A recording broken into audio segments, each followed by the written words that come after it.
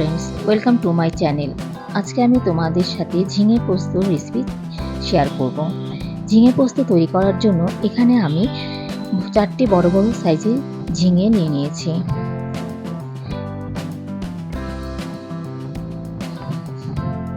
ঝিঙেগুলোকে আমি চোকলা ছাড়িয়ে ছোট ছোট টুকরো করে কেটে নিয়েছি।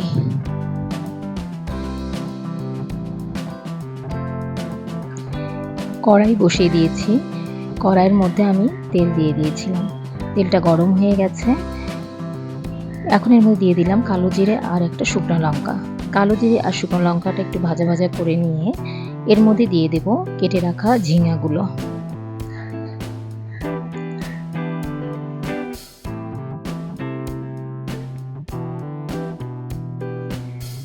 এখন আমি এর মধ্যে দিয়ে দিলাম পরিমাণ মতো লবণ। এরপর আমি ভালো করে ঝিঙেটাকে নেড়ে চেড়ে নেব।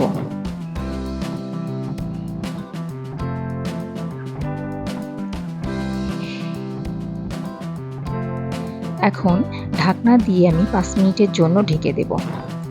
5 মিনিট পরে আমি ঢাকনাটা তুলে নিলাম। ঝিঙা থেকে অনেকটাই জল বের হয়ে এসেছে, আর আমার জল দেওয়ার প্রয়োজন নেই এতে। এখন আমি এর মধ্যে দিয়ে দেব বেটে রাখা কাঁচা লঙ্কা।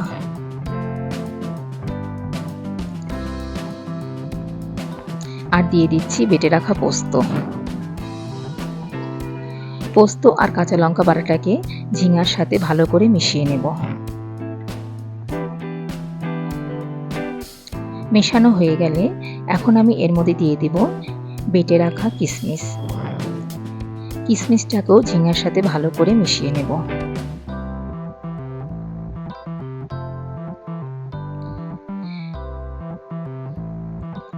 এখন দিয়ে দিচ্ছি সামান্য পরিমাণে হলুদের গুঁড়ো। হলুদের গুঁড়োটা ভালো করে নেড়ে চেড়ে মিশিয়ে নিতে হবে, যাতে করে হলুদের কাঁচা গন্ধটা চলে যায়।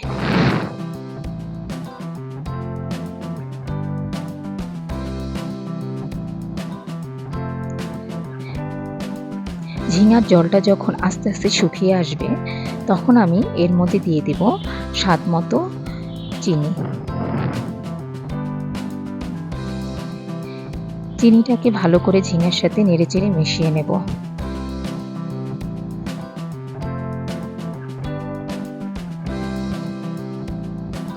তৈরি হয়ে গেল ঝিঙে পোস্ত।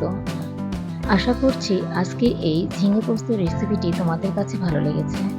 যদি ভালো লেগে থাকে তাহলে আমার এই চ্যানেলটিকে লাইক, শেয়ার আর অবশ্যই সাবস্ক্রাইব করে দিও। আবার চলে আসবো নতুন কোনো রান্নার ভিডিও নিয়ে।